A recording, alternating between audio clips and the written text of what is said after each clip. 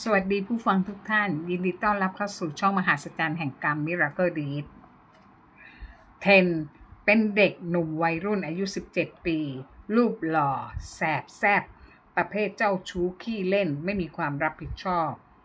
เรียนบ้างไม่เรียนบ้างชอบปาร์ตี้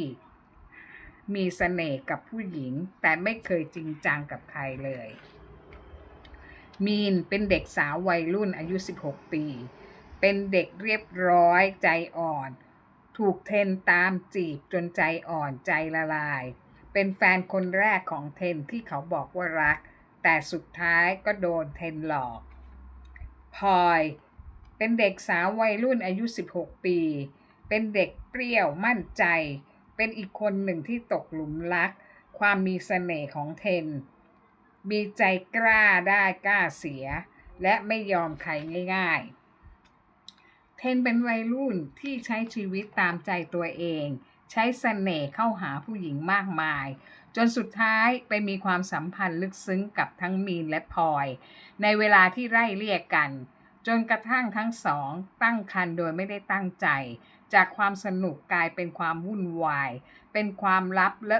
เมื่อความลับเริ่มเปิดเผยขึ้นทีละนิดทีละนิดเทนเริ่มถูกกดดันจากทั้งครอบครัวของฝ่ายหญิงสังคมรอบข้างและในที่สุดก็ต้องเผชิญกับความจริงที่ตัวเองไม่เคยคิดรับผิดชอบไม่นานหลังจากที่มีนและพลอยตรวจพบว่าตัวเองตั้งครรภ์ในเวลาที่ไล่เรียกกันทั้งคู่ก็รู้ว่าพ่อของเด็กคือคนเดียวกันนั่นคือนายเทนเมื่อความจริงเปิดเผยเทนเห็นเทนที่เคยหัวเราะเสียงดังกับนิ่งเงียบสนิทในห้องเรียนไม่กล้าสบตาใครๆเพื่อนทุกคนเริ่มตีตัวออกห่างครอบครัวของเด็กผู้หญิงโกรธแค้นและขู่จะดำเนินคดีแม่ของมีนลูกสาวฉันไม่มีวันต้องมาเลี้ยงลูกคนเดียวนายต้องรับผิดชอบเทนตอบผมไม่ได้ตั้งใจแม่ของมีนพูดว่านายไม่ได้ตั้งใจหรือว่านายไม่เคยคิดที่จะรับผิดชอบถ้านายไม่มาแต่งงานกับลูกสาวฉันจะได้ดำเนินคดีกับนายสุดท้ายเทนจำยอมต้องแต่งงานกับมีนก็อยู่เลี้ยงกันแบบลุ่มดอนมีปากเสียงทะเลาะกันไม่เว้นแต่ละวันเขาทำงานขับรถมอเตอร์ไซค์ส่งสิ่งของเงินเดือนไม่มากมายพอเลี้ยงตัวรอดไปวันๆอยู่อย่างไม่มีอนาคตที่ข้อมือของเทนสักชื่อลูกชาย2 คนคนหนึ่งชื่อต้นอีกคนหนึ่งชื่อนายเขาก็พยายามทำงานเพื่อส่งเสียพลอยและลูกอีกคนหนึ่งแต่ชีวิตที่ไม่เคยวางแผนอะไรไว้ทำให้เขามีหนี้สินล้นท้นท่วมตัวทำให้ชีวิตของเขาต้องทะเลาะกันทุกวันเพราะเรื่องเงินที่ไม่พอใช้จ่ายมีนได้พูดกับเทนว่านี่หรือชีวิตที่นายมอบให้กับฉันและลูกนายทำลายอนาคตของฉันเทนตอบฉันก็แค่เด็กคนหนึ่งในตอนนั้นฉันไม่รู้ตัวว่าต้องทำอย่างไรเทนและมีนใช้ชีวิตคู่อยู่กันจนมีลูกอายุได้10 ขวบมีนจึงหอบลูกและข้าวของออกจากบ้านเช่าของเทนเพราะรู้อยู่เต็มอกว่าถ้าคืนอยู่ต่อไปลูกต้องไม่มีอนาคตแน่และชีวิตคู่ก็ไม่เคยมีความสุขเลยทะเลาะกันทุกวันเพราะความไม่เข้าใจกันและค่าครองชีพที่ไม่พอใช้จ่ายมีนทนพฤติกรรมของเทนไม่ไหวที่เขาไม่มีความรับผิดชอบครอบครัวถึงจุดสิ้นสุดความอดทนจึงย้ายไปอยู่กับแม่ของเธอเทนไม่เคยทำร้ายใครด้วยมือแต่เขาทำร้ายด้วยความที่ไม่รับผิดชอบทุกๆเช้าเทนจะหยิบกระดาษแผ่นหนึ่งออกมาอ่านเป็นรูปวาดที่ลูกชายชื่อต้นวาดให้ในตอนที่ต้นอายุ5 ขวบเป็นรูปที่เทนกับต้นยืนยิ้มอยู่ข้างสนามฟุตบอลเขาเก็บมันไว้อย่างดีเหมือนมันเป็นลมหายใจสุดท้ายของเขาพร้อมกับจดหมายอีกฉบับหนึ่งที่ลูกชายของเขาเขียนไว้เมื่อตอนอายุ10 ขวบพ่อไม่ต้องกลับมาก็ได้นะครับถ้าพ่อไม่อยากอยู่กับพวกเราผมไม่อยากให้แม่ร้องไห้ทุกวันผมจะโตขึ้นโดยไม่มีพ่อก็ได้นะครับ พอมีนแยกไปอยู่กับแม่ได้2 ปีเขาก็เริ่มออกตามหามีนและลูกแต่ถูกบล็อกทุกช่องทางให้ขาดการติดต่อต่อมาไม่นานนักวันหนึ่งเห็นข่าวจากใน Facebook จากเพื่อนเก่าลงว่าพลอยเสียชีวิตจากอุบัติเหตุทางรถยนต์ลูกชายวัยเดียวกันกับต้นของเธอรอดชีวิตแต่บาดเจ็บสาหัสอยู่ที่โรงพยาบาลจุดๆเทนรีบไปที่โรงพยาบาลนั้นโดยที่ไม่ได้บอกใครว่าเขาคือพ่อของเด็กคนนั้นที่นอนบาดเจ็บสาหัสเขาเดินออกไปอย่างเงียบๆไม่กล้าแม้แต่จะจับมือของลูกชายตัวเองที่นอนสลบหมดสติอยู่วันหนึ่งฝนตกหนักเทนต้องขับรถมอเตอร์ไซค์ไปส่งของตามปกติรถเสียหลักชนกับรถอีกคันหนึ่งเขานอนแน่นิ่งอยู่ริมถนนก่อนจะหมดสติเขามองเห็นภาพย้อนอดีตเสียงหัวเราะของเขาตอนอายุ17 ปีน้ำตาของมีนรอยยิ้มของพลอยมือเล็กๆของลูกชายและเสียงสุดท้ายที่ดังอยู่ในหัวของเขาคือคำว่าพ่อแต่เขาไม่เคยได้ยินจากลูกชายจริงๆเลยบางครั้งกรรมไม่ได้มาในรูปแบบของการลงโทษทันแต่มาในรูปแบบของโอกาสที่เราไม่มีวันได้แก้ไขอีกเลยความรักที่เราเคยมองข้ามจะกลายเป็นสิ่งเดียวที่เราร้องหาในวันที่ไม่มีใครเหลืออยู่ข้างๆเราเลยต้นลูกชายของเธอเติบโตขึ้นมาพร้อมบาดแผลจากอดีตของพ่อและเผยให้เห็นความสำเร็จที่เขาได้มาไม่ใช่เพราะพ่อแต่คือสิ่งที่สร้างขึ้นมาจากความเจ็บปวดและคำสัญญาของตัวเองต้นลูกชายของเทนอายุ25 ปีแล้วเป็นนักจิตวิทยาได้รับรางวัลระดับประเทศจากการช่วยเหลือเยียวยาเด็กที่มาจากครอบครัวแตกแยกเขาเป็นคนที่เงียบสุขุมมีแววตาที่เศร้าลึกๆอยู่ตลอดเวลาเขาไม่เคยพูดถึงคำว่าพ่อแม้แต่ครั้งเดียวในความทรงจำของต้นพ่อคือคนที่ทำให้แม่ร้องไห้ทุกคืนในวัยเด็กต้นเคยนั่งรอพ่อหน้าบ้านทุกวัน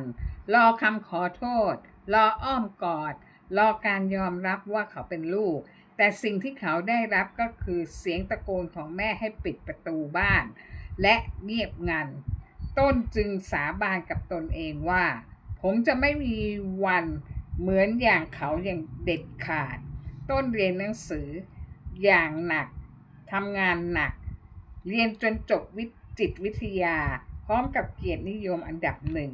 และในวันที่รับปริญญาเขาถ่ายรูปร่วมกับแม่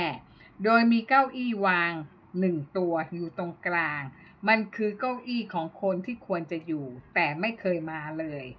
หลายปีผ่านไปต้นได้รับจดหมายฉบับหนึ่งจากโรงพยาบาลชายคนหนึ่งเสียชีวิตจากอุบัติเหตุรถชนเมื่อหลายปีก่อนทิ้งทรัพย์สินไว้เล็กน้อยและจดหมายฉบับหนึ่งถึงลูกชายของเขาต้นเกือบจะโยนจดหมายฉบับนั้นทิ้งไปแต่ก็เปิดอ่านดูต้นไม่ได้ร้องไห้เขานิ่งเงียบและพับจดหมายใส่กระเป๋าเสื้อเขาไปเยี่ยมที่หลุมศพพ่อเป็นครั้งแรกเขาไม่ได้เอาดอกไม้ผลไม้หรือพวงมาลัยแต่เอารูปใบเก่าๆใบหนึ่งเป็นรูปตอนที่เขาเรียนจบแล้ววางบนหลุมศพของพ่อพร้อมกับเขียนข้อความไว้หลังรูปว่านี่คือสิ่งที่ผมเป็นเพราะคุณไม่เคยอยู่จากนั้นเขาหันหลังกลับเดินไปโดยไม่พูดอะไรอีกเลยกรรมของเทนผู้เป็นพ่อไม่ใช่แค่ความเจ็บปวดที่เขาได้รับแต่คือความสำเร็จของลูกที่พ่อไม่มีส่วนรู้เห็นเลยแม้แต่น้อยลูกเติบโตมาโดยไม่มีพ่อแต่พ่อไม่มีวันโตพอที่จะเป็นพ่อคนได้จริงๆกล่าวถึงลูกชายอีกคนหนึ่ง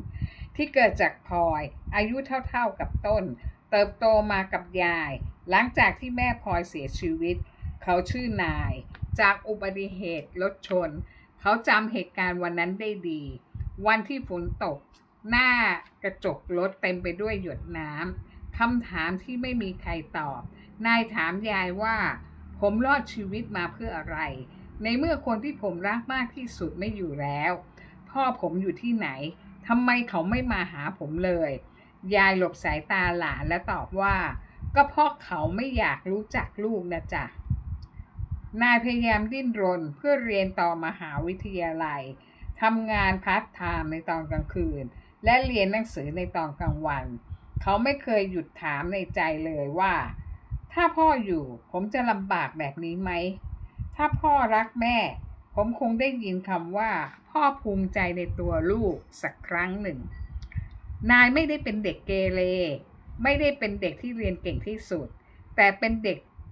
ที่มีความอดทนมากที่สุดวันหนึ่งนายเปิดลิ้นชักเก่าๆในห้องแม่พบกล่องเล็กๆใบหนึ่งภายในมีกระดาษจดหมายฉบับหนึ่งจากผู้ชายคนหนึ่งไม่มีชื่อมีแต่ลายมือที่เขียนถึงพลอยว่าถ้าชาตินี้ฉันมีโอกาสจะดูแลเธอได้จริงฉันจะทำแต่มันไม่มีวันนั้นและรูปถ่ายขาวดำใบหนึ่งรูปผู้ชายคนหนึ่งยืนยิ้มหน้ากล้องเป็นรอยสักเล็กๆที่ข้อมือสองข้างข้างหนึ่งสักว่าต้นอีกข้างหนึ่งสักว่านายเขาช็อกน้ำตาไหลโดยไม่รู้ตัวนายไม่เคยเจอหน้าพ่อไม่รู้ด้วยว่าพ่อของเขาตายไปแล้วไม่รู้ว่าพ่อของเขาเสียใจกับสิ่งที่ทำไว้มากแค่ไหนนายได้เดินทางไปที่สุสานที่อยู่ในบันทึกเก่าๆที่แม่เขียนไว้ว่าเป็นสุสานประจำตระกูลของพ่อนายลองเดินทางไปดูที่สุสานเขายืนอยู่หน้าหลุมศพของเทนชายที่เขาไม่เคยรู้จักเขาหยิบกระดาษเขียนจดหมายแผ่นเล็กๆไว้บนหลุมศพว่าผมไม่โกรธนะผมแค่เสียใจที่เราไม่เคยได้พบกันเลยแม่บอกว่าความรักที่แท้จริงคือการให้อภัยโดยไม่ต้องรอคำขอโทษผมเป็นคนสุดท้ายที่แบกรับกรรมของพ่อจากนั้นเขาก็เดินจากไปพร้อมกับรอยยิ้มเล็กๆไม่ใช่เพราะเขามีพ่อแล้วแต่เป็นเพราะเขาปล่อยพ่อไปแล้วบางคนเกิดมาเพื่อให้อภัยไม่ใช่เพราะพวกเขาอ่อนแอแต่เพราะพวกเขาแข็งแรงมากพอที่จะเอาความเจ็บปวดที่จะไม่เอาความเจ็บปวดไปส่งต่อให้ใครเรื่องนี้สะท้อนถึงมุมมองของวัยรุ่นที่รักสนุกโดยไม่คิดถึงผลลัพธ์จากการกระทำที่คึกขนองและสะท้อนถึงมุมมองของผู้หญิงที่ต้องแบกรับผลของความรักที่พังลงอย่างโดดเดี่ยวสวัสดีค่ะ